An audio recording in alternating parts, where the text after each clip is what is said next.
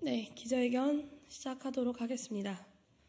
김정은 국무위원장의 위험천만한 핵전쟁 불사론, 윤석열 정권의 군사 강경 노선으로 막을 수 없습니다. 북한이 고체 연료로 추진되는 중장거리 탄도미사일 발사 시험을 연이어 추진하고 있습니다. 시험은 성공에 가까운 것으로 평가받고 있습니다.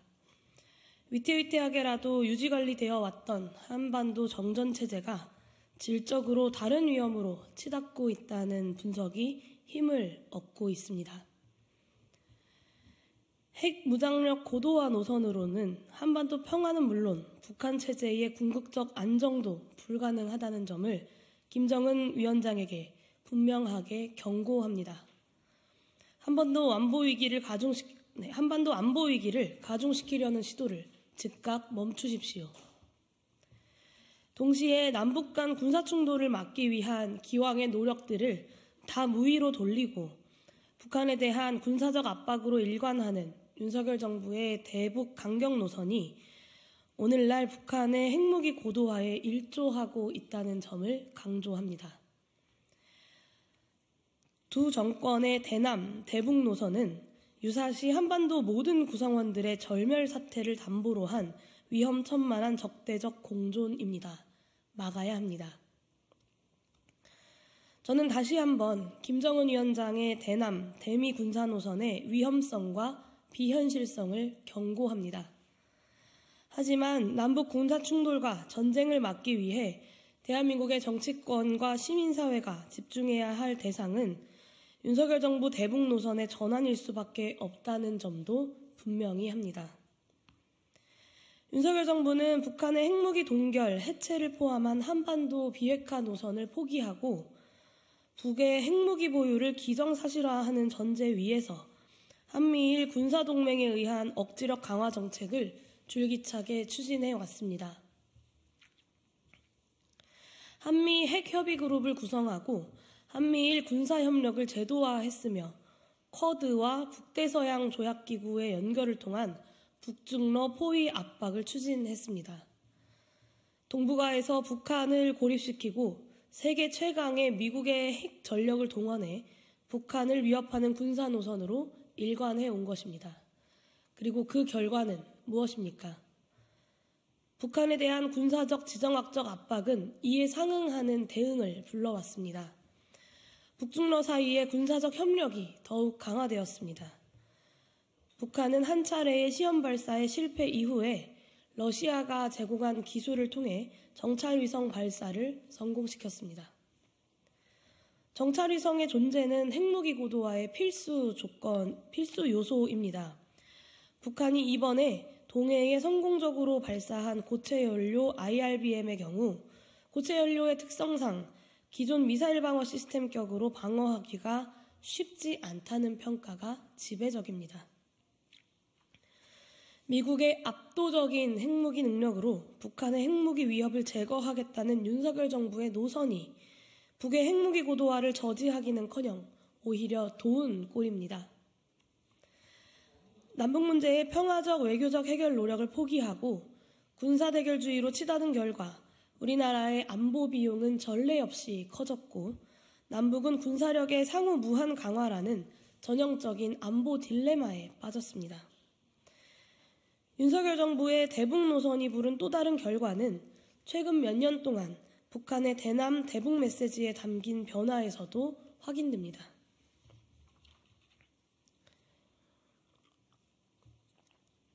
북한의 핵무기 개발의 대외적 명분은 초기의 대미 방어용이었습니다.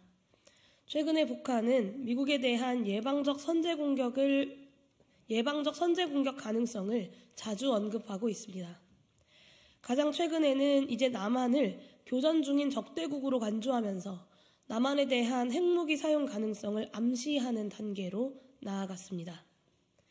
사태가 매우 위험한 것은 우리나라가 먼저 단초를 제공한 9.19 군사합의의 폐기 등으로 유사 사태의 발생을 억제하고 혹시라도 국지전 발생 시 확전으로 나가는 것을 막을 고위급 대화 채널과 장치가 모두 사라졌다는 것입니다. 이제 군사분계선 접경지역 주민들과 NLL 주변 어민들의 안전이 위협받고 있고 이 지역의 우발적 충돌이 국지전, 나아가 전면전으로 나아갈 가능성은 매우 커졌습니다. 윤석열 정부의 묻지마 대북 강경 노선은 동북아 지정학과 세계 정세에 대해서도 완전한 전략 부재의 산물이기도 합니다. 미국과 중러 사이의 경제적, 정치, 군사적 패권 경쟁은 동북아에서 북한이 중국, 러시아와 밀착할 수 있는 우호적인 조건을 만들었습니다.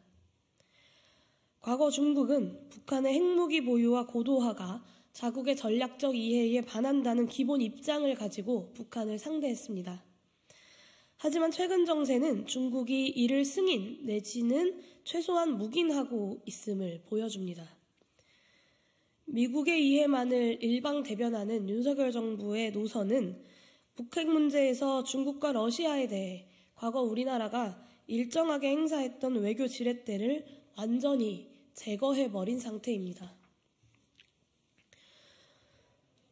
윤석열 정부의 한미일 군사동맹의 가속적이고 맹목적인 추종이 북한의 지정학적 입지를 오히려 강화하는 힘으로 작동하고 있는 것입니다.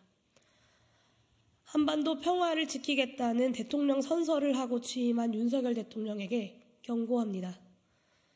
대한민국의 국민은 남북 전쟁 불사론, 나아가 핵전쟁 불사론을 취하는 위험천만한 군 최고 통수권자를 인내할 수 없습니다. 한반도에서 살아가는 모든 생명들의 실존의 문제를 놓고 불장난하는 어떤 세력도 국민과 역사의 준엄한 심판을 피할 수는 없을 것입니다.